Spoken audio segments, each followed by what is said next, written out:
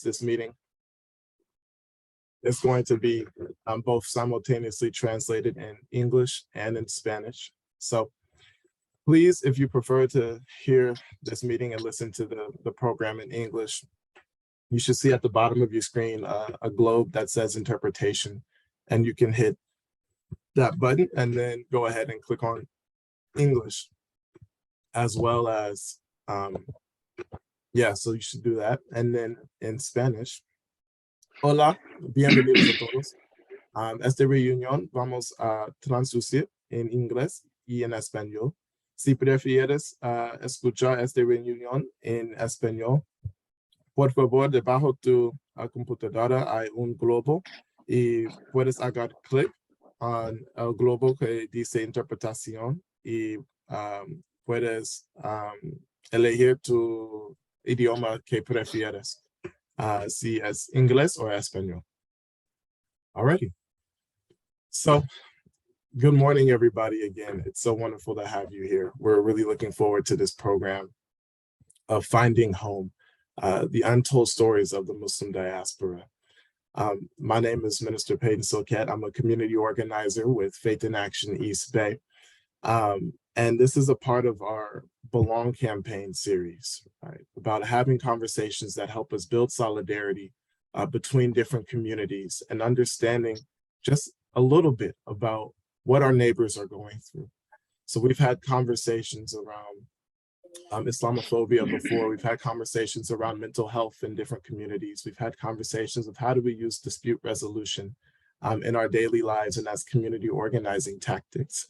And today we're having conversations around some of the stories of the Muslim diaspora around asylum seekers and refugees, and some of the journeys that lead them to be our neighbors here in the Bay Area specifically. And we're very excited to have our wonderful speakers joining us today. So this was put together in collaboration with Moina, Ms. Moina Shaikh and Usman Alu of CARE, and they're going to be addressing you all as well and giving some words of greeting. So I'll leave it over to Moina to introduce herself and just say hello, and then she'll pass it over to Usman, and he's going to take us into our program.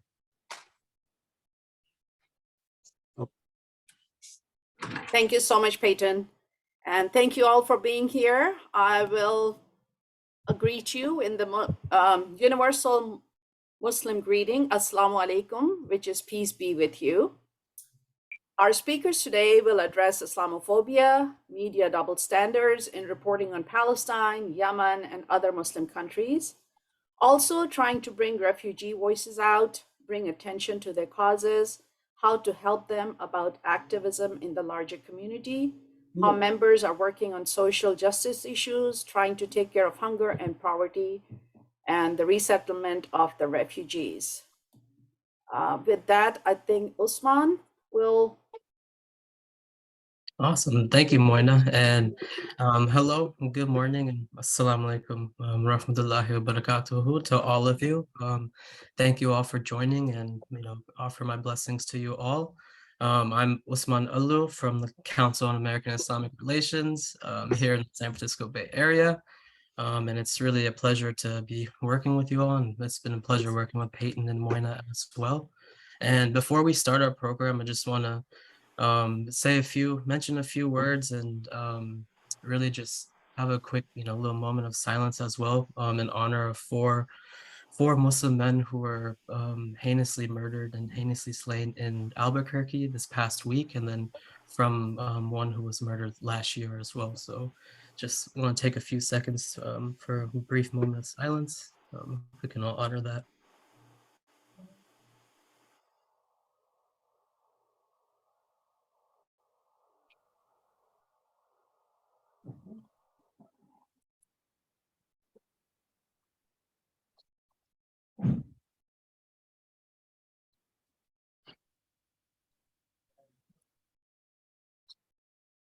Okay, and then coming back as we reflect and as we read the stories and read the news, we just obviously condemn, any acts of heinous violence, bigotry, hatred, regardless of who might be facing it.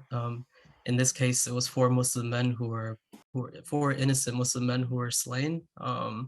And it's important during times like this, in moments where we face tests like this that could either divide us and tear us apart, or can unite our communities and bring us together and helping one another and trying to understand one another, which brings us to our conversation today and to our efforts from CARE, our efforts from Faith in Action, our interfaith efforts to try to build and bridge the different divides between our communities and bring us together in solidarity and in unity with one another, which is exactly what we're here to do today. And it is truly these efforts that bring us together and that strengthen our community, and bring us all together. And we realize that in talking and trying to understand one another, that we have a lot more common ground than we do with differences. So we aim to bring that out today and aim to reflect that in talking about the Muslim refugee stories and about Islamophobia, about the experiences that many refugees and immigrants face. So without further ado, I'd like to hand it back to Moina to introduce our first speaker for today for our program. Thank you, Usman. All right, so first I want to thank Faith in Action East Bay and the Belonging Circle, and especially Peyton, for initiating this process and bringing it to all of us. I hope today you leave with a better understanding of the issues that our speakers are going to address and are able to help others understand, whose main source of information is the major networks that simply do not do much justice to these causes. With that, I'm very excited to share our first speaker, Dr. Hatem Bazian. He's a well-known and respected name in the community and among the academic circle. He's a co-founder and professor of Islamic law and theology at Zaytuna College, the first accredited Muslim liberal arts college in the United States. In addition, Professor Bazian is a lecturer in the departments of Near Eastern and Asian American and Asian Diaspora Studies at the University of California, Berkeley. Dr. Bazian, between 2002 and 2007, also served as an adjunct professor of law at Boalt Hall School of Law at the University of California, Berkeley. He was named in the category of social justice as one of the Muslim 500, the world's most influential Muslims, by the Royal Islamic Strategic Studies Center. He received his PhD in philosophy and Islamic studies from the University of California, Berkeley. Dr. Bazian is known for being an organic intellectual, a term used for academics directly connecting their research to the people rather than looking down from the ivory tower. In spring 2009, Professor Bazian founded at Berkeley the Islamophobia Research and Documentation Project at the Center for Race and Gender, a research unit dedicated to the systematic study of othering Islam and Muslims. He, in spring 2012, launched the Islamophobia Studies Journal, which is published biannually through a collaborative effort between the Islamophobia Research and Documentation Project of the Center for Race and Gender at the University of California, Berkeley. The Arab and Muslim Ethnicities and Diasporas Initiative for the School of Ethnic Studies at San Francisco State University, the University of Islamic Studies at the Graduate Theological Union, the International Center for Muslim and Non-Muslim Understanding at the University of South Australia, and Zaytuna College. With that, the floor is yours, Dr. Bazian. Thank you, and good morning, good afternoon for anyone that's from outside the area. Assalamu alaikum, peace be with you. And thank you for taking the time to really attend this important gathering and conversation. I'm gonna take maybe a longer as well as a broader lens before we possibly begin to have a conversation on our this more specific discussion of the Bay Area. To begin with, I think we need to give respect and honor to our indigenous communities in the Americas and on those lands that we are existing today, And this is also part of the connection to our issues of immigration, refugees, and all the challenges that arises from it. And also, one cannot really begin to have a conversation about the contemporary world without also recognizing our brothers and sisters of the Black community who have been brought to this country, not of a choice of their own, but in the hulls of ships, and to go through one of the most dramatic and continued traumas and dilemmas that we face, slavery, post-slavery, Jim Crow, and the continued erasure that they face. We are part of the modern world that has been formed over 500 plus years. As the question almost to my students about Columbus, so-called crossing the ocean blue, and the Native Americans discovering that he was lost because he was trying to get to India. And in this sense, it's ushering the new world, and we are still living that experience that reshaped the global trade system, changed the movements of populations, opened the door for direct colonization, settler colonialism, and colonialism, and the shipment of raw material, including the reframing of relations between what we call the global North and the global South. On my vantage point, I'm a Palestinian who have experienced the 20th century unfolding of colonization and displacement. And as such, I do have sensitivity to the circumstances and the challenges that are faced by both refugees and those displaced. The United Nations Agency for Relief and Works, as well as the United Nations Higher Commission for Refugees, estimate there's about 90 million refugees and forcibly displaced people. And if we look at the population that are displaced, they're predominantly, or the largest segment of it, come from 6 countries. Palestinians is one of the oldest in terms of the 1947-48. But then you have the Afghan population, that the displacement beginning in 1979 onward, the Syrian population, then you have Sudan, Myanmar, and then Venezuela, Somalia, as constituting the largest segment of the refugee populations. And contrary to popular opinion that we think that the global North, both Europe and the United States, have been receiving the bulk of refugees and immigrants, while economic immigrants might be that the United States receives its share, actually the largest segment of refugees and forcibly displaced population are actually remain in the surrounding countries close to those regions where the conflicts are at.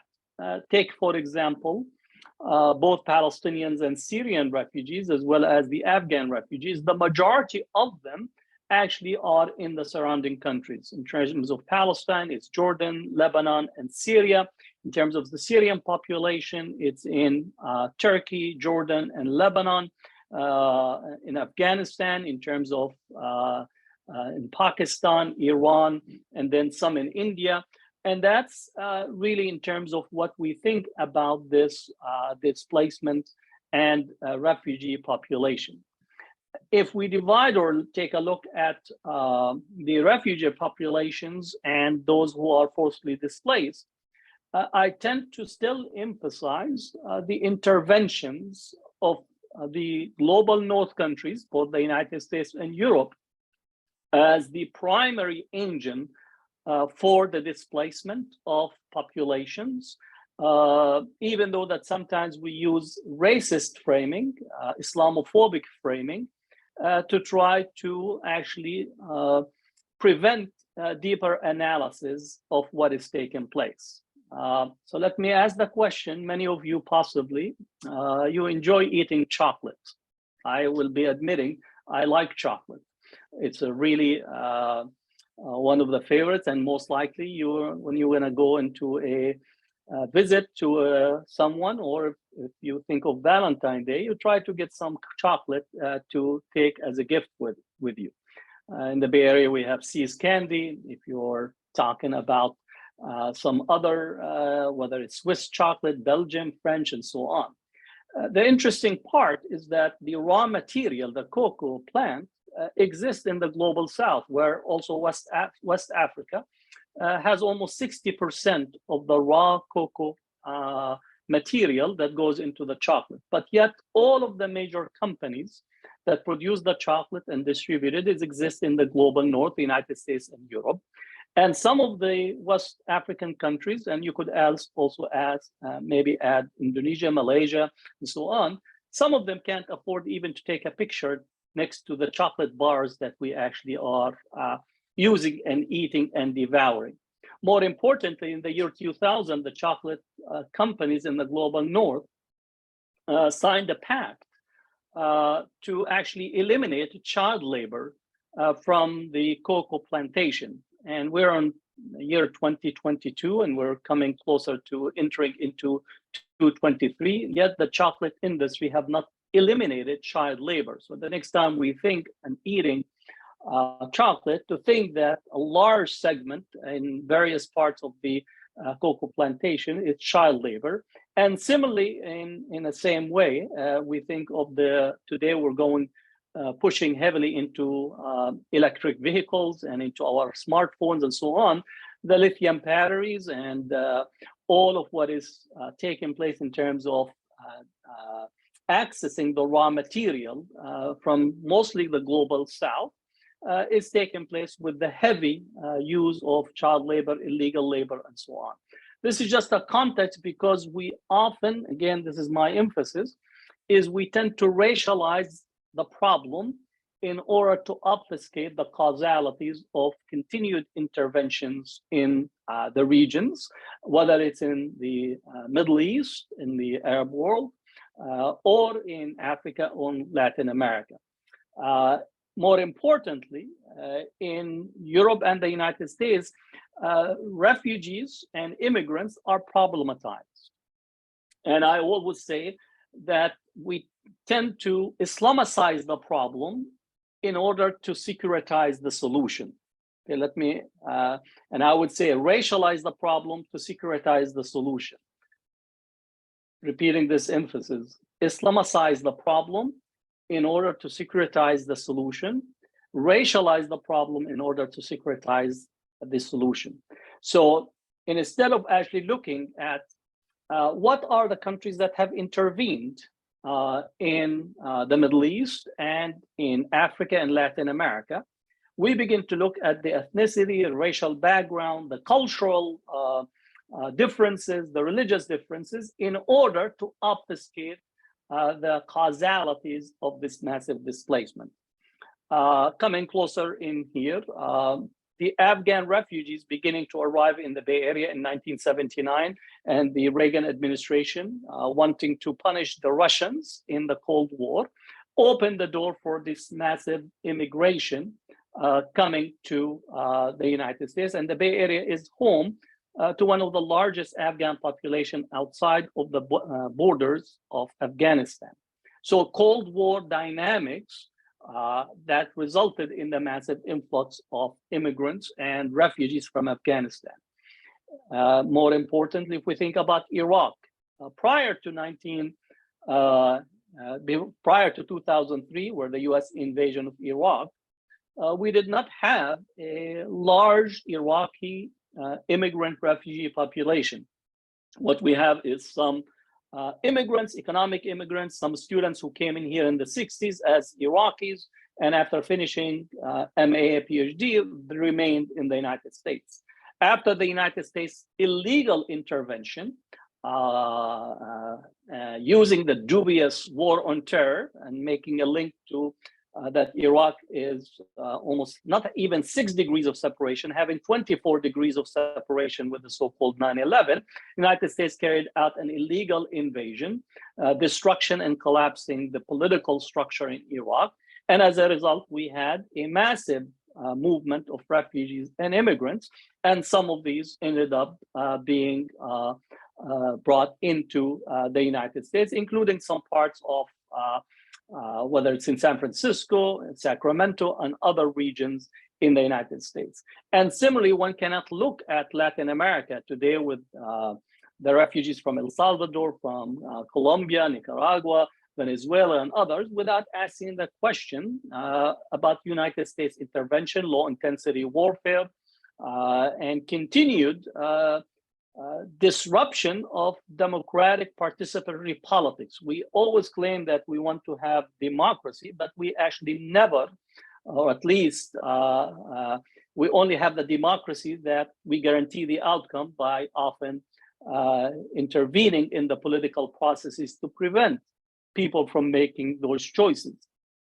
So if you go back to Monroe Doctrine in Latin America, all the way to low-intensity warfare and continued intervention, anytime that there is this type of intervention, there is displacement. And as MLK says, the bomb that we were blowing in Vietnam ended up blowing up in our inner cities, both by depriving our own citizens of the resources, but more importantly, results in the displacement of populations from those countries that we have intervention. And now we racialize the problem and use religious difference.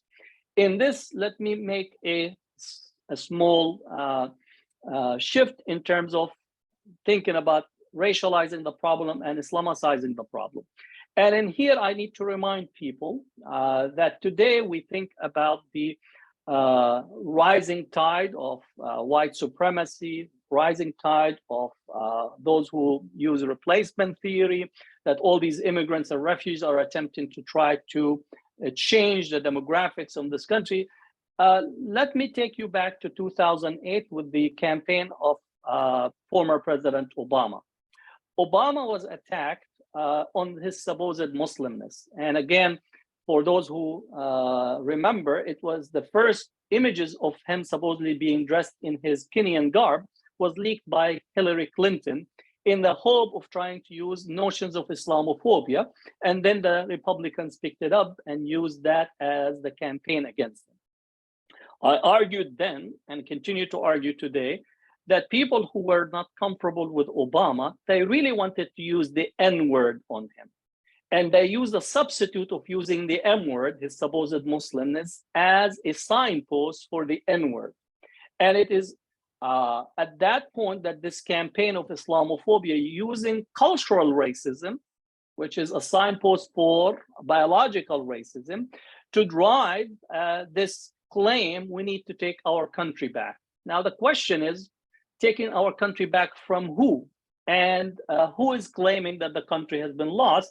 This where get the birther movement, the Tea Party, and the emergence of overt racism. So those who used the M-word on Obama in 2008 were a major factor in actually winning the White House in 2016.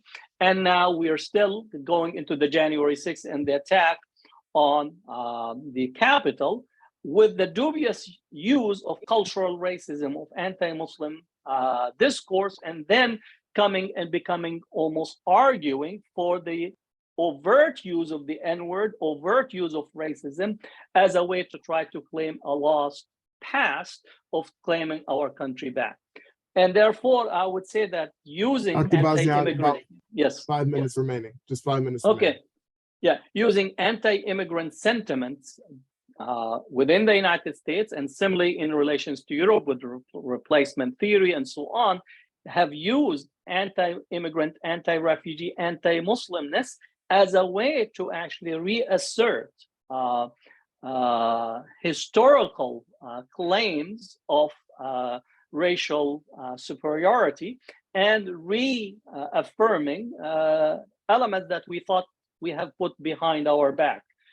in a sense of thinking that American society, or even if we think about European society, that America has been defined by Huntington as a white Anglo-Saxon Christian settler society, and therefore anyone that wants to become part of America. This is again the claim from Clash of Civilization, Huntington, the thesis that this is what America is. And as such, when someone says we need to take our country back, or we need to make America as it used to be, it's basically harkening back to that definition as a way of trying to assert this claim. The second part of Huntington thesis that is important is that Huntington, on page 20 of his book, he says that we need to actually find an object of our hate in order to achieve a sense of self-love and unity within the society, or a purpose for the society, which in my argument, again, is that he put both Christian theology on its head, but also trying to find purpose, dubious purpose, by identifying an object of hate in order to create fictitious unity. So this is where, when we think about the Muslims in our mix, and the Bay Area is home to about 350,000 Muslims coming from close to 88 different background ethnicities, covering the full sense of the globe. And we need to understand that the primary driver for the refugees has been intervention. And then secondary, I would say, it's been economic displacement that is directly connected to economic privatization, neoliberal economics, and so on, that also have resulted in mass displacement. Lastly, I think we are increasingly going to witness displacement as a result of environmental destruction and the global warming. And again, the deniers are still there, motivated by continued exploitation of resources, whether it's fossil fuel and others. So there's still, we're going to see another possible displacement, refugees, immigrants that are going to arrive as a direct outcome or result of environmental destructions that will be visited upon. So this is just the view.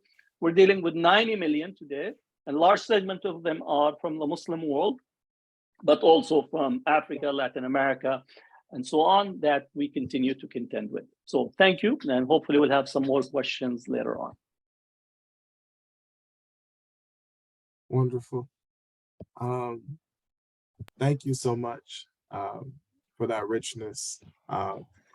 We're going to continue straight into our next speaker. And again, if you have any questions for Dr. Bazian or any of our speakers, feel free to put those questions in the chat. You can send them to either myself or to Moina, and there will be a question and answer period once all three of our speakers have spoken. So I'll pass it over to Moina to introduce our next speaker. Thank you, Peyton. All right, so our next speaker is Spojmie Nasiri. On a personal level, she's a friend and is an immigration attorney in Pleasanton. She's a first-generation immigrant from Afghanistan who is acutely aware of the pain endured by immigrant children separated from their parents. Due to immigration laws, she was separated from her mother for years. At age 5, Spojmie was sent to Germany and later to the United States along with her siblings to pursue their education. She's a member of the California State Bar and is admitted to practice before the California Supreme Court and the U.S. District Court for the Northern District of California. She is also an active member of the American Immigration Lawyers Association and currently serves on AILA's Afghan Task Force. She has extensive experience representing clients with family-based immigration matters before U.S. Citizenship and Immigration Services, complex deportation matters before the Federal Immigration Court and U.S. embassies around the world. She served as president of the Council on American Islamic Relations for the San Francisco Bay Area chapter. She was inducted to the Alameda County Women's Hall of Fame in 2019 for her immigration-related work in the community. Mrs. Nasiri is currently board member for the Afghan American Community Organization and board member of International Orphan Care. She's fluent in Pashto and Dari. With that, Spojmie, the floor is yours. Thank you so much, Sister Moina. Assalamu alaikum, and good morning or good afternoon, wherever you all may be. I'm honored to be here among my co-panelists. So I know that Dr. Bazian just went sort of through the history of the migration system. What I'd like to do is sort of take you on a journey and more importantly, break down the myths that I hear pretty much every day, that the US government is allowing hundreds and thousands of immigrants to come in, while at the same time those who legally want to come in have to wait years and years. In the 13 years that I've been practicing immigration law, it's very dear and it's hard not to get emotional when you're trying to break down the stereotypes or the myths that people misconceive. As we notice in the most recent years with the Latin America, with the children coming in and put it in cages, as we watch the videos of Haitians beaten with whips on horses, as we watched thousands and thousands of rightfully seeking asylum holders wanting to come into the United States, but the Trump administration said they had to seek asylum at the border. And in most recent times, we are seeing Afghan refugees coming in not only through the parole system, but also at the border, and the disparity in the treatments that we've been seeing for the Ukrainians. And as a disclaimer, I have a lot of Ukrainian clients, and I'm grateful that they have the opportunity to be able to come here. But it doesn't sit right when this government is doing different treatments depending on the color of your skin. We saw in news, as Dr. Bazian touched upon, that that the disparity in the treatment, we were hearing from news reporters from everyone that when the Ukrainians were fleeing, that these are blue-eyed Christians, as if the rest of us are uncivilized, and the migration system is just meant for Muslims or for people of color. In my journey, in helping both the Ukrainians and helping my DACA recipients, children who were brought in and living in legal limbo as young children, and there's thousands of them in schools like UC Berkeley, you name it. But all they are entitled to is a 2-year work permit. And every year, depending on who comes into office, is using them as a pawn to determine what's going to be their future. To date, these DACA holders have accomplished extraordinary accomplishments in a time and in the means that are very limited for them. So I have a lot of clients that I deal with, DACA holders. I've dealt with many clients in terms of coming in at the border or human trafficking. We've seen a lot of people coming through. So when you hear these stories that someone just came into the US and they can get status, I could tell you firsthand as a journey that I'll take you through is when you come undocumented to the United States, there are so many challenges that you have to overcome. And the asylum system itself has over 500,000 backlogged applications, and the court's overwhelmed. And when individuals are detained at the border, they are put into deportation proceedings. A lot of them are held in detention centers all across, just as you watch those children in cages. And we may not see the images now under Biden administration, but those things are still happening. You're seeing, families separated and all of that. And in the journey of the Afghan evacuation, I remember vividly when Kabul fell and the time difference is 12 hours night and day. I remember in those 15 days, I have many Afghan clients, being Afghan myself, we're getting hundreds of calls, for desperate help. I remember us staying up all night trying to envision those airplanes that you guys were seeing, people getting on the planes, and you see these people standing in water. Well, let me clarify, that wasn't water, that was sewer drainage at the airport, that people stood in line. My clients stood in line. And it's hard not to get emotional because my clients were sending me videos of the suicide bombing with bodies and children. And I was numb, to be honest. I was numb because I was trying to show it to my husband, who's a physician, and he's like, what are you doing? Delete those pictures. And so having lived in that and living through my clients and saying, go to this gate, go to that door, go here.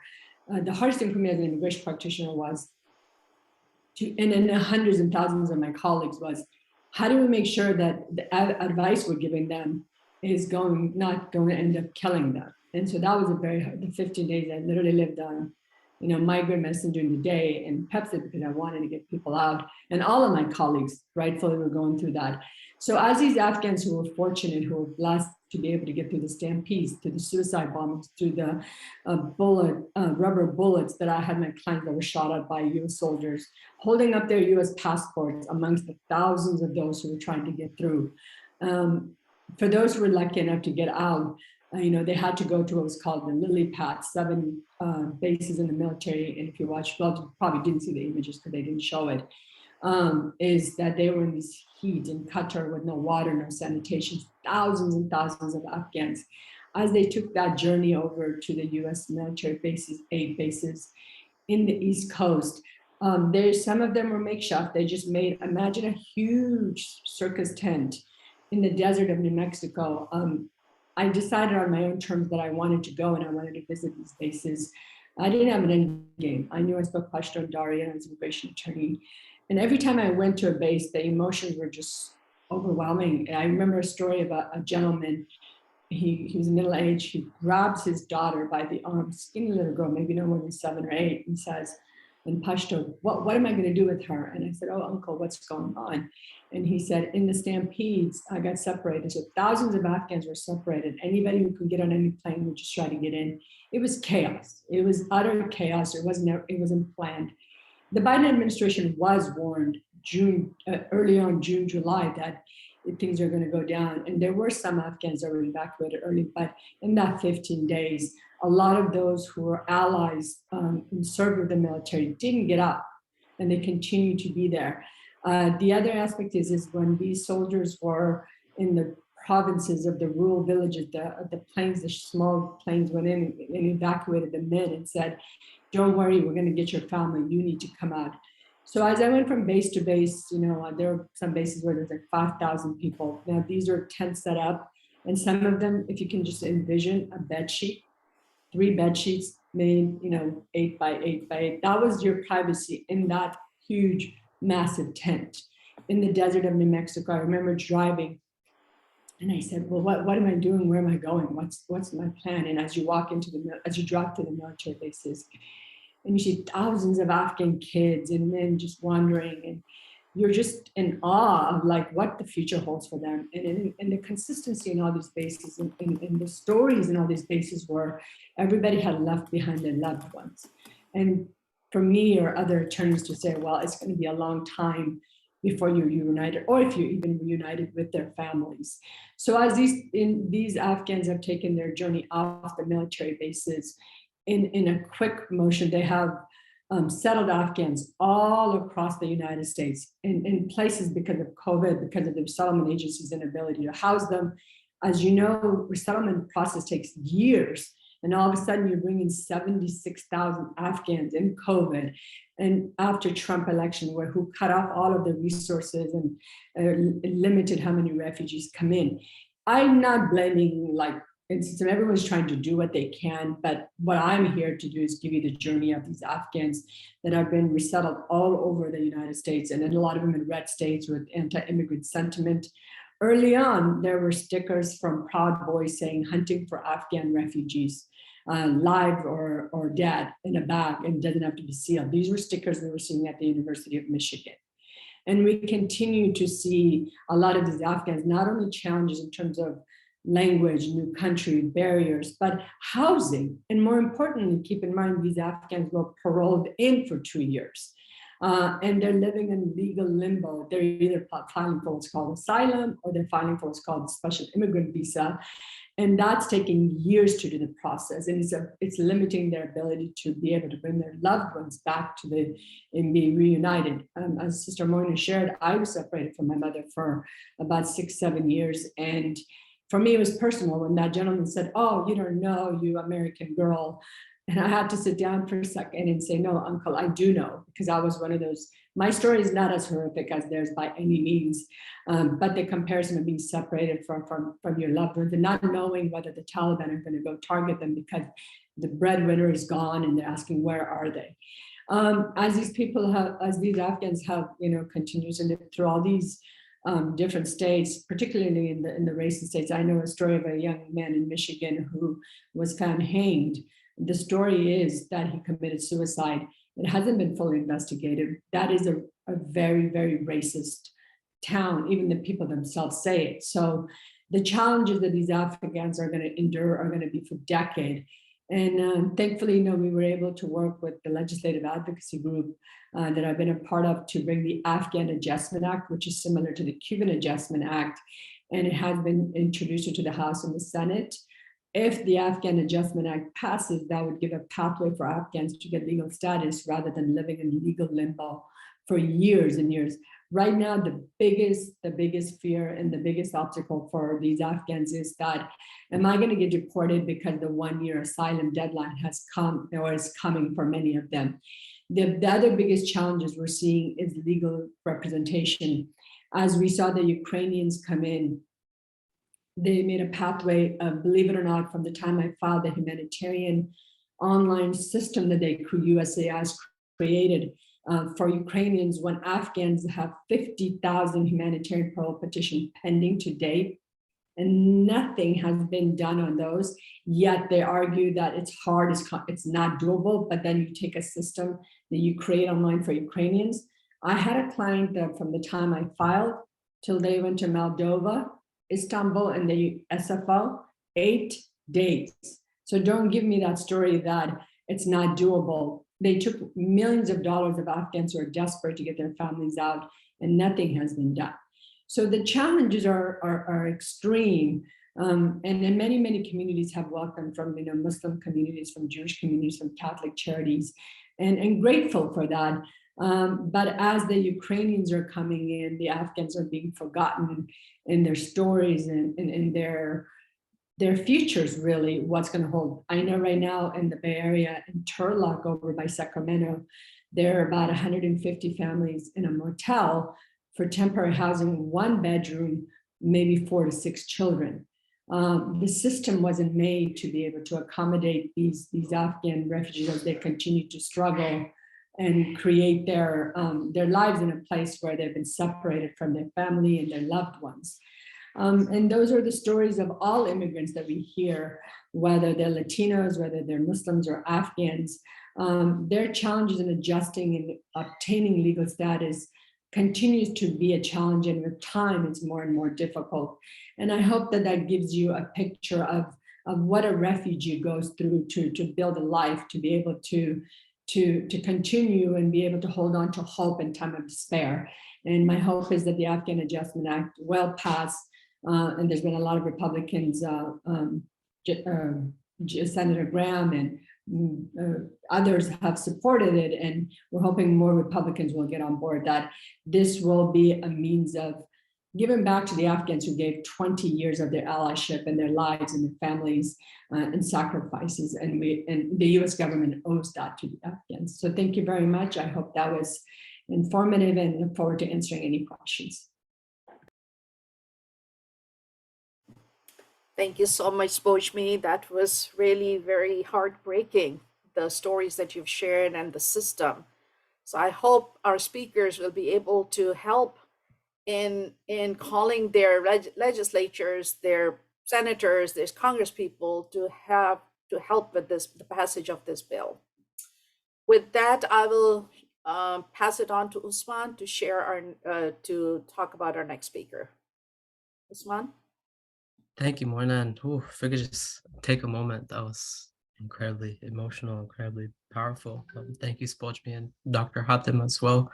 Without further ado, I'd like to introduce our final speaker for today, who is Brother Salah Elbakri. And Brother Salah is a resident of Oakland with a deep passion for social justice. He actively fundraises for many civic, charitable, international relief, and community organizations, and those that help secure the civil rights of local minorities and immigrant populations throughout the Bay Area. He's also a current member of a host of environmental and civil rights organizations. And Brother Salah is the current co-chair of the Oakland Improvement District, a civil authority he helped create in 2001 in response to the lack of the city's efforts to improve its dismal urban living conditions. He's also served in elected public office, where he co-chaired the Community Development Block Grant from 2002 to 2007. And from 2013 to 2015, Brother Salah served as president of the Yasin Foundation, a local nonprofit cultural and educational community foundation, where he raised funds for the purchase of the Yasin Community Center in Burlingame. And then today, currently, Brother Salah is the CEO and co-founder of the Support Life Foundation, an international organization that aims to reduce poverty through the creation of carefully designed programs that promote economic and health justice. And the organization's programs include, but are not limited to, teaching vocational income earning skills, student mentoring, tutoring, food distributions, healthcare access initiatives, and and for instance, his hiring campaign recruited over 1,400 people to work the 2020 census. And in response to the effects of COVID-19, Support Life Foundation partnered with city, state, and federal entities to bring mobile vaccine clinics to the most vulnerable communities across the Bay Area, vaccinating over 13,000 folks. And the You Are Not Alone campaign, the last mile food distribution program that was launched simultaneously, has distributed and delivered an upwards of $4 million worth of food. So without further ado, I'd like to introduce my good friend and colleague, Brother Salah Elbakri. Thank you for this flattering introduction, and thank you, CARE, for the Faith in Action for hosting this. God bless you both. I'd like to change it a little bit. We've been talking a lot. I just want to have a little reading of an article. It describes the lives of new Afghan immigrant families. This particular story starts at the beginning of the article. I'm just going to read the last page because it's such a long one. The Abdels were finally accepted by a retirement community in Fremont in January. Leasing an apartment is difficult for most people in the current market. It was even harder for the Abdels since no one in the family had a credit history, let alone a job. I didn't have anyone that I could ask for money. I don't have anyone, Fazila says. And then we found a friend who gave us money on a loan. We borrowed the money. I don't know why the government didn't help us. They kept coming around for 6 months and assisted others with food and housing, but didn't help us at all. With their zakat money, the East Bay Muslim Community Center offered to help the Abdels pay their rent, at least for a few months. The Abdels turned the money down, telling me that there are other families far needier than they are right now. When we met in February, Fazila and Hatem were consumed by the need to find jobs. Rent was coming due. Their 18-year-old daughter was too old for school, but needed to speak better English before finding a job. The day before, Hatem passed his learner's permit test. Once he gets his license, he plans to do delivery work, possibly for Amazon. Although he was educated as a pharmacist, he speaks little English. His long-term goal is to operate a taxi or an Uber, but he can't do a gig work for the company until he's driven in the US for at least 1 year. A long road to stability still stretched out before them. Rent, groceries, the loan for the deposit. They need a car, and once they have the car, they would need money for gas. Each new bill was a reminder of the beautiful house they had left behind in Kabul and the comfortable life they once led. But Kabul had long ceased to be an option. In America, at least, they would have a chance to watch their children grow up without the fear that their loved ones will suddenly disappear. So they forge on, dreaming of the day that Abdul Azim, finally free of the Taliban captivity, rejoins them. His twin sister began high school earlier this year, just weeks into the second semester. One day, Fazila hopes she will look out the window and see them both, their backpacks and textbooks in two kids in America on their way back home. Our journey here, this is an incredible, we were so fortunate to be put in the middle of this article. A lady by the name of Mckenna Kelly, a staff writer at the New York Magazine, was talking to different charities in the Bay Area. And they recommended that she comes and meets us for an hour to review our efforts with the Afghan refugees. That's the effort of Support Life. It was in February of this year. And interestingly enough, the meeting, instead of going for 1 hour, it went on for multiple days, where she rode with me the truck, my commercial vans here. And we went around. And the very first place I took her to was the homeless encampments in Oakland. And she said, yeah, but I thought we were talking about Afghans and the migration. And I said, exactly, that's why we're here. Anyway, we're delivering to these people hot meals 3 times a week, to the extent right now, in partnership with our great partner, the Islamic Cultural Center of Northern California in downtown Oakland. They cook for us. We bring the food and they cook. And actually, the last 2 weeks, we've been delivering over 1,000 meals a week to all the homeless encampments in the city.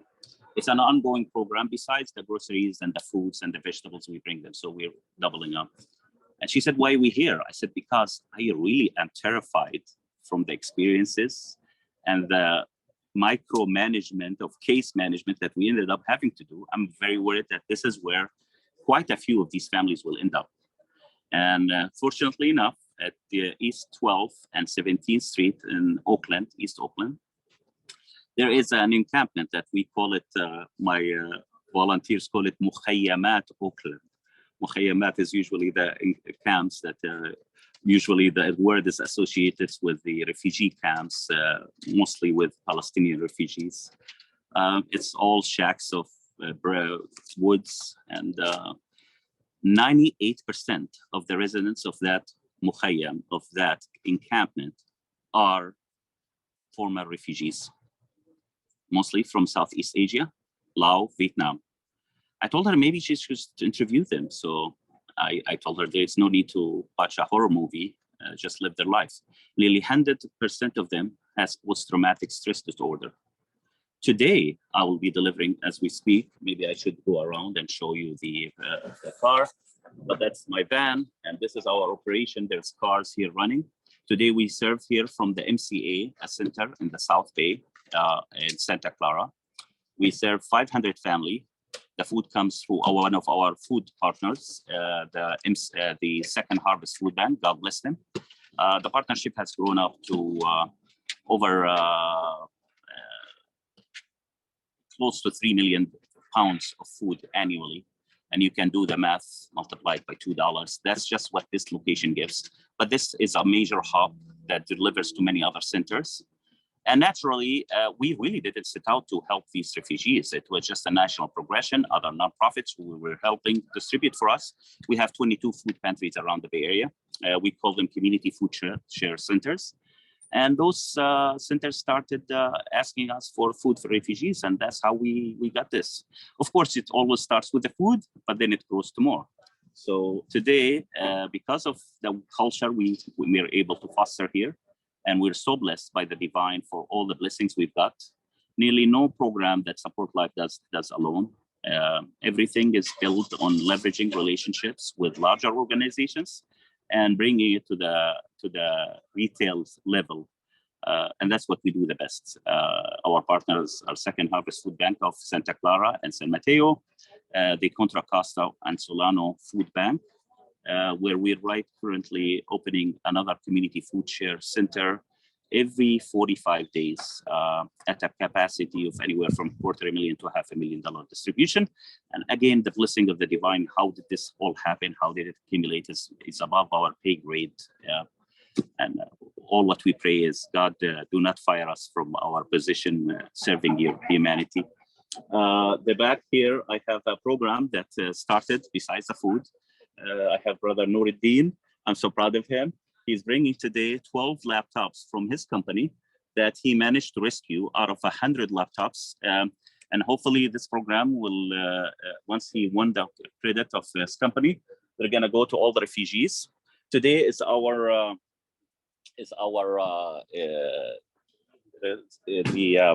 our distribution is going to take us in a whole day trip to the refugees families who are living in 6 hotels and apartment complexes in Modesto and Turlock.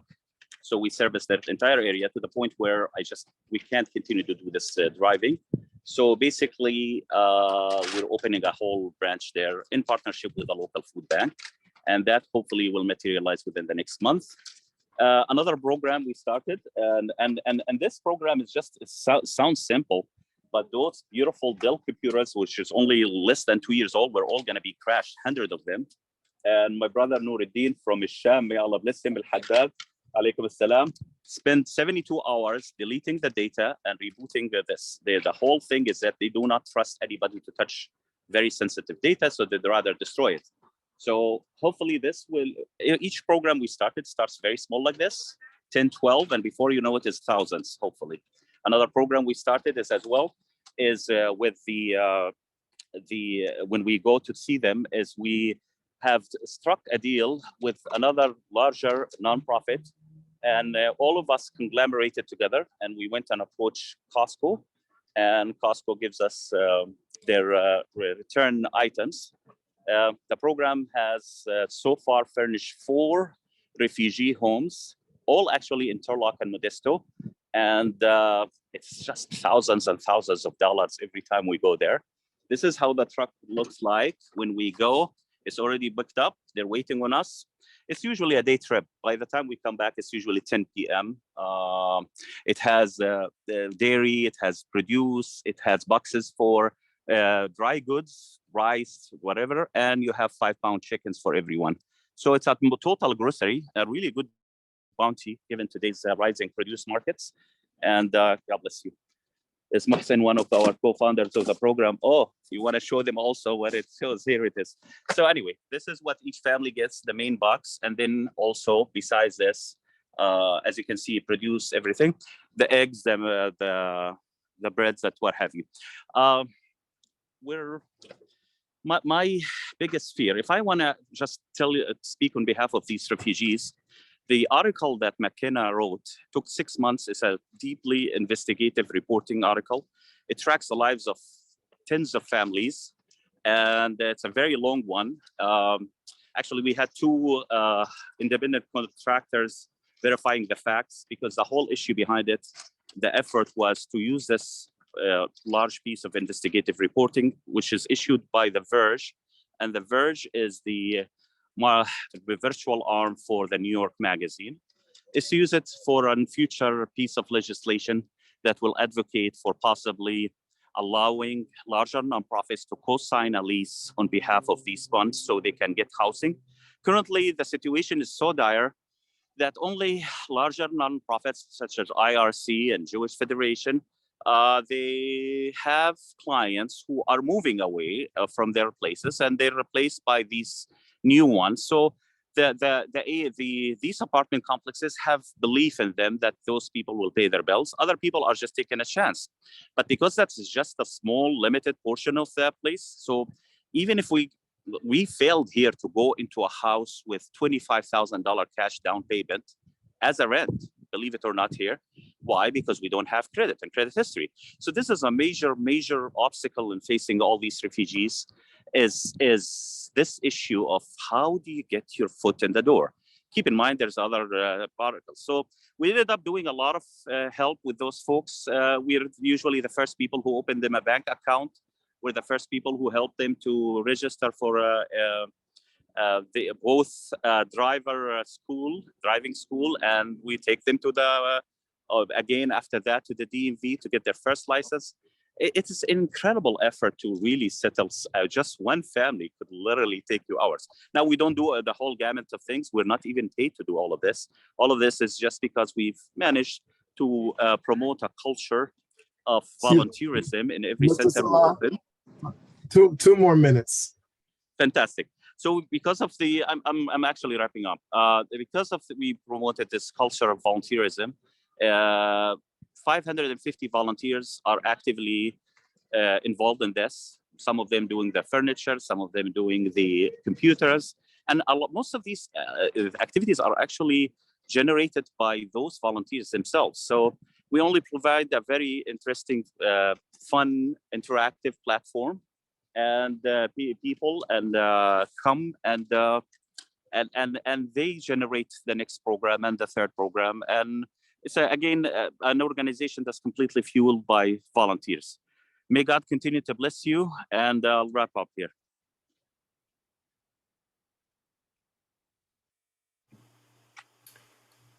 Thank you, Brother Salah, for this. Wow, I'm amazed at the amount of work that has been put in and the extensive number of volunteers that you have that are helping to make this happen. May Allah bless all of you. Thank you so much. With that, we are going to move on to our Q&A. And I'm going to start with the first question that is being asked of Dr. Bazian. The writer is saying that you are very good, you are wonderful, and I would be interested to know if he thinks that the triple causes of displacement can ever be reversed without abandoning or radically reducing systems of capitalism. Put differently, where do we start? Well, capitalism is a major challenge, and having a stranglehold. I tend to agree with MLK. We have capitalism for the poor and socialism for the rich.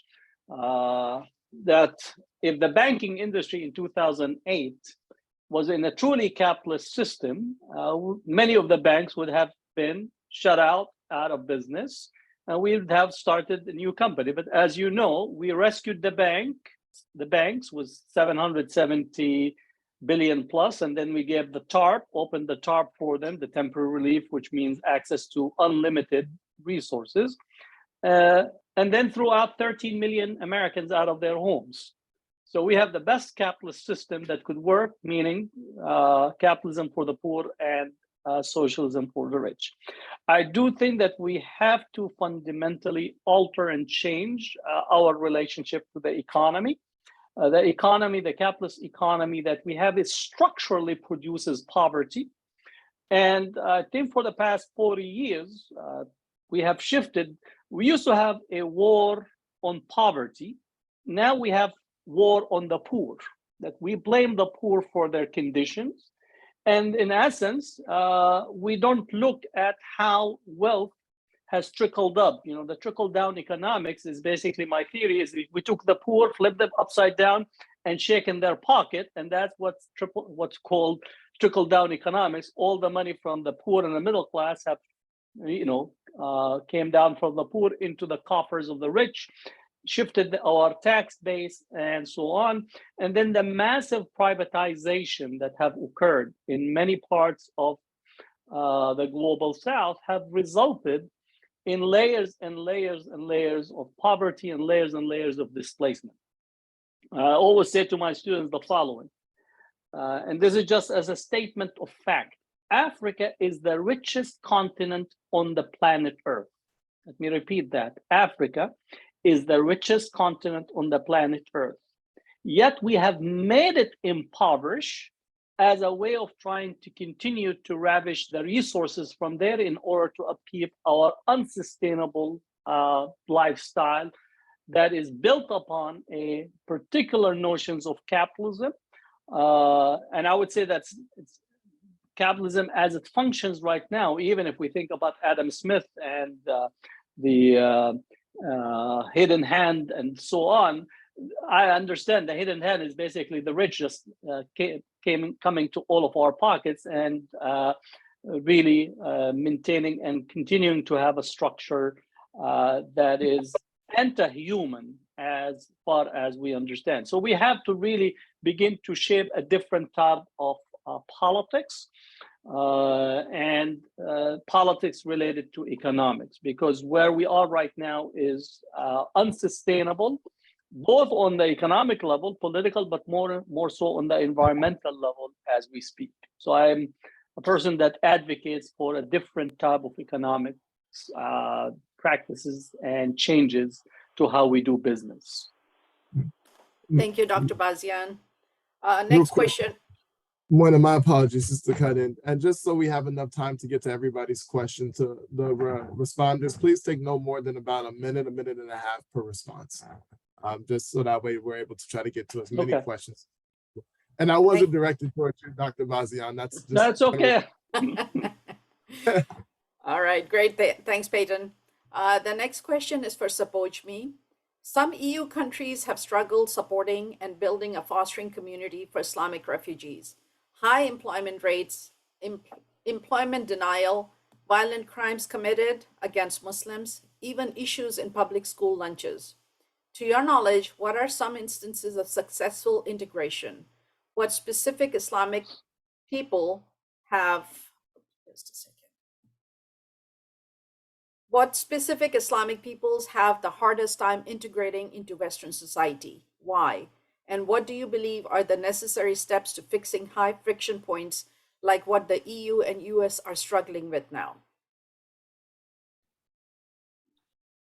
Thank you for that question, Sister Marina. So I think one of the most successful things for integration, as Brother Salah talked about, is we don't comprehend the complexity, the basic needed. One thing he touched on was somebody wants to go do Uber driving, but they have to have 1 year been in the United States. I think for myself as a refugee, one of the most important things to integrate as a Muslim, as an Afghan, as a refugee, was having the support system, particularly for children in school, where they're coming into a home, the parents are barely surviving. And the largest, when I was on those military bases, there were thousands and thousands of kids. MashaAllah, I mean, some of these parents had 8 to 10, 11 kids. And these kids are going to be the future for these families and any other immigrants. The successful has been to have the tools in the school systems to provide. And one of the things I was looking at how important, I was talking to CARE Sacramento in San Francisco just this past week, is that schools are starting again. And these children are in Sacramento area and in areas in schools that the school itself is not aware of the complexity that these students need. So I think from a young child's perspective is having the system and the support within the school structures to allow them to be able to learn, to adjust to a new culture, to a language, and to also possibly integrate them into Muslim communities or Muslim mentors that would give them that guidance to succeed in that area. And as far as the parents, I think that the communities are overloaded. The 1980s and 90s when I grew up is not the 2002. People are very preoccupied. We're living in a COVID era. People are struggling financially. The resources are not there. So I think one of the biggest things that helps these people overcome it is to have the tools to be able to navigate this complicated system.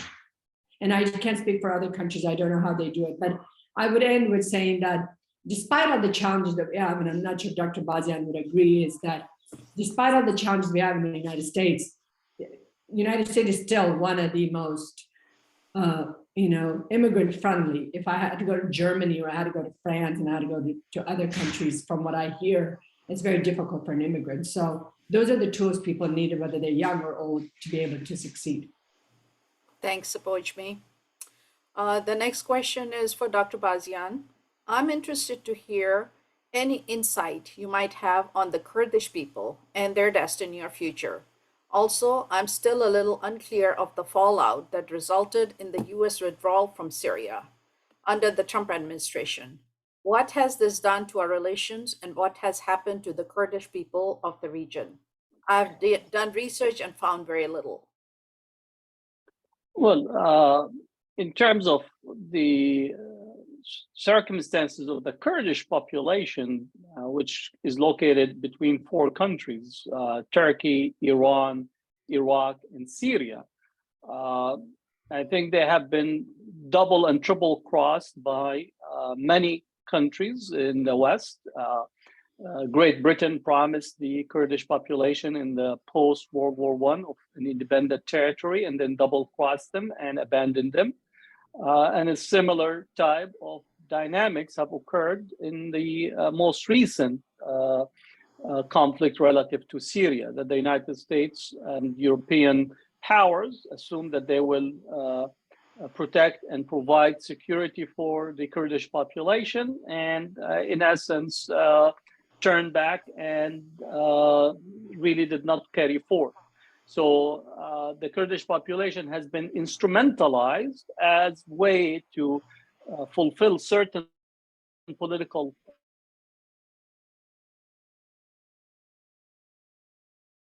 and so that's where the reality relative to the Kurdish population, and then their structure within Iraq likewise was subject to these machinations both by US and NATO. As far as a refugee population, the Kurdish population still has refugee populations, both as a result of Syria as well as other places being displaced and continue to exist in a precarious setting. The United States withdrawal from Syria, basically the United States looks at its own interest and its own interest that they did not want to commit its forces and troops to Syria. Again, I'm not a person that favors US intervention. I think the United States should have its troops in the United States. We're not the policemen of the world, but even if we think about its role in Syria was to pursue its own interests and entanglement with the Soviet or with the Russians in relation to the conflict, and then on the side with Iran. So again, the United States pursued its interest and continues to do so in Syria. Thank you, Dr. Bazian. The next question is for Brother Salah. How can donations be made to your efforts? And do the refugees in Modesto and Turlock have access to healthcare?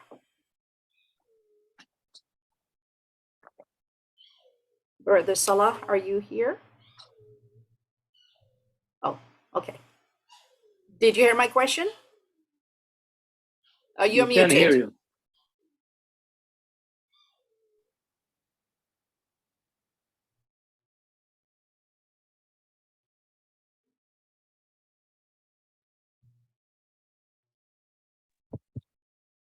Is your audio connected to any headphones or anything like that? Any Bluetooth? No, is it? Oh, there we go. We can hear you. No. All right, my apology. All right, thank you for your patience. I'm very grateful. Thank you for offering to help. Our website is www.supportlives.org. SUPPORTLIVES. Again, this is an organization that's heavily fueled by volunteers, and we really actually do fundraising at all. In many years, we haven't done one. So any donation really helps, at least in the transportation cost, because that's where most of our efforts are going. The people in Modesto and Turlock, I really took it's not only them, but we also deliver to people in Yuba City, believe it or not. So we're covering these two communities. The resources there are really scarce. The IRC is responsible for them, International Rescue Committee. And the problem is we have some serious, painful stories. So today, we're going to go buy some mattresses after we deliver all of these, buy mattresses for a place this. Besides the furniture that we're going to bring for free to them, we have to do it because they've been 7 days sleeping on the floor, hardwood floor. Another family, they found them a house, and they did not agree to the house because it has major cracks on the floor. And the social worker said this is not uninhabitable for humans. The house basically needs a house. So they shut them down and let them go. And now I'm thinking, how am I gonna raise funds for this? And we really are not. We don't love to do fundraising or ask people for money. We'd rather have volunteers come and do the work. So that's a challenge. Yes, in the Bay Area, our refugees have much better resources than in poorer outside areas. Thank you. I wrap up. Thank you so much. So there is a comment. It says, "Thank you all for your history and stories. They were heartbreaking and heartwarming. I want to know what your ask is to be able to assist in these efforts. All is overwhelming. What is the need that can give the most impact? And I will start with Dr. Bazian on this.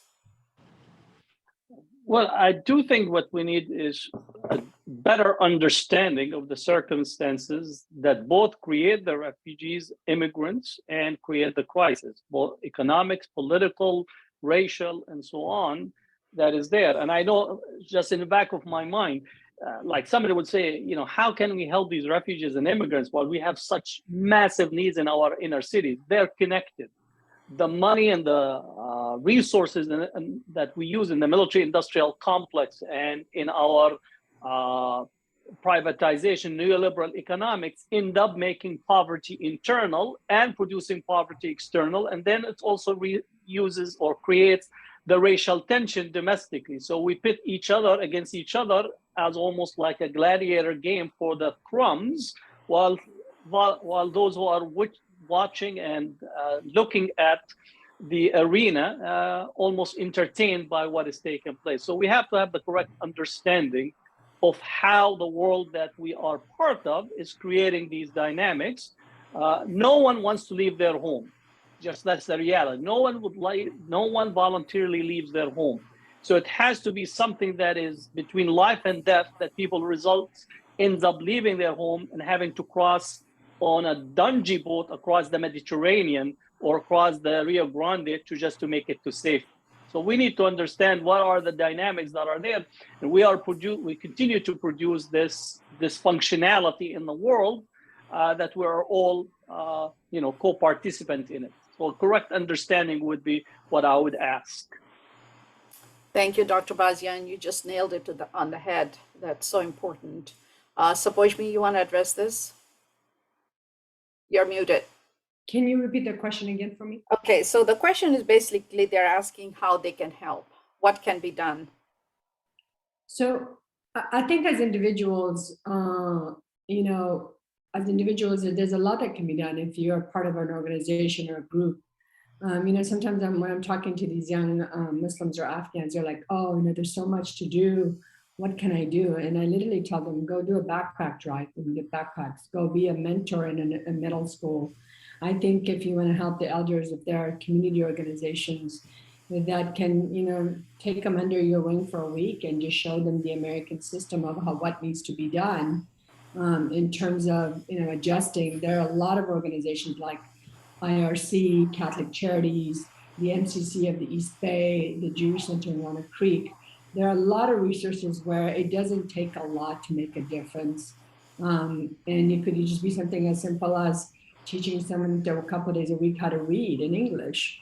And that would set their life in the long term. Personally, I would say we had an American family. We came into a Catholic church, and she was an elderly family couple that, my mother wasn't here. My father worked all the time. And I genuinely say that if it wasn't for her, I wouldn't be where I am today because of the inspiration, because of the encouragement that she gave me. So when you connect with these immigrants, you are making changes for life. So I think that's small steps you can take. You don't have to take something big and grand. Thanks, Spojmie. Real quick before we move on, I'm sorry, there was one more question around for Spojmie. Is there a script or something for the Afghan Adjustment Act that people can use to contact their senators or House of Representatives? Yes, actually, I was just checking my email. I'm going to post it in the chat box. There's a lot of support that we're rallying around the Afghan Adjustment Act. There's tweets, Facebook posts, and all of that. I will put that in the chat box right now. Thanks, Spojmie. Salah, I know you already talked about how people can help, but do you want to add anything to it? Yes, I'd like to add the thing that's more urgent. Like when we got involved with this article, why it took 6 months and why we didn't have so much of fact reporting and fact checking, is because we really wanted to use it as all these group of nonprofits as a starting point for legislators to legislate further aid, not only for the Afghans, but as well as the Syrians. Like right now, 20% of the people we're going to be seeing today are Syrian refugees. And the idea that we are the largest producer of, one of the largest exports of the United States, unfortunately right now, is refugees. and we're one of the lowest importers. So there's a deficit in between our production of refugees and our receiving of refugees. More resources need to be done. If at any meeting with any local congressman you have, and let's say that the subject is, just bring up this and say, what is your office doing to help these Afghan refugees, these Syrian refugees in this, at least the first 2 years? Because keep in mind, there's a lot of the people I meet, they're 45-year-old women with 4 kids. When is she going to learn English? And how is she going to babysit these kids? And it's just an impossible road ahead for them, given the incredible situation of the rental market anywhere. So anyway, if you can just speak on their behalf, any meeting you have with a city councilman, with a congressman, with the senators, if you just throw that in, and if you don't want to have to do the meeting, just send an email. They need to realize that this is not just a project that we dropped because the Ukraine war happened, and now it's not. It's an old thing. And it's usually urgent over Trump's important. This is an ongoing tragedy that needs to have a little bit more support than just the first 6 months. Otherwise, they'll end up on the streets of Oakland and San Francisco, and that's what I truly fear for these women when I go see them. I just don't know. Or these older men, 55 years old, and he needs to learn another language, and now he needs to start all over. It is such a hard, nearly impossible climb for these families. God bless you. Take care. Thank you so much. And with that, I will pass it on to Peyton to conclude the evening. But before that, I personally would like to thank all of our speakers for taking the time to come and share their stories and share the information that they shared. And I want to thank all of our all the people that came in to join the participants for being here today. Peyton, take it on. If I might take 1 second just to plug in my book on the topics that I was talking about: Erasing the Human, Collapse of the Post-Colonial World, and the Refugee Immigration Crisis. And I will put it in the chat. So as an educator, not that I make any money of it, but just to understand where are we at in terms of how the immigration and refugee crisis over a 500-year period, rather than only think of it in just yesterday. If I may add, I've read the book from cover to cover, Hatem, and I love it. And there's so many things that I could quote here.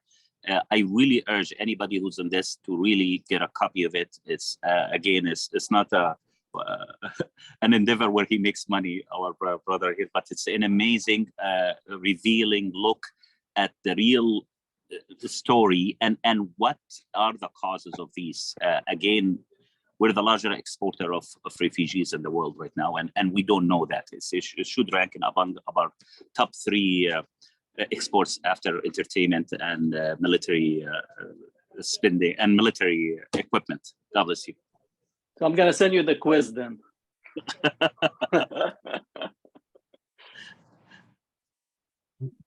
Spojmie, did you have a comment as well? Oh, I just wanted to mention one other thing, the distinction that makes between the immigrants that came before and these Afghans that are paroled in.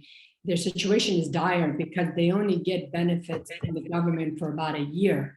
Then they're left to go figure out. And then Brother Salah talked about the challenges of just driving a car, a place to live.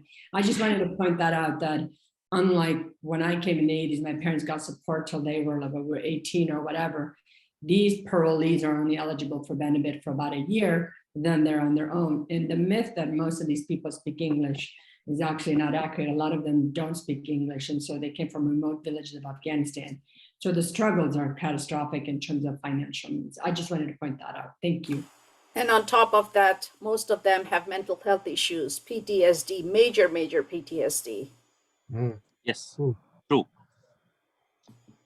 Ooh. And that's what rendered all these people in the streets of San Francisco and San Jose and Oakland. I mean, an entire camp made of Southeast Asia refugees, and they'll tell you a fantastic horror movies of the Vietnam era wars, and they're just non-functional right now as humans, and there is no other place to be but on the street, because you cannot have focus for 8-hour shift anywhere and it's not written in your book till the day you die.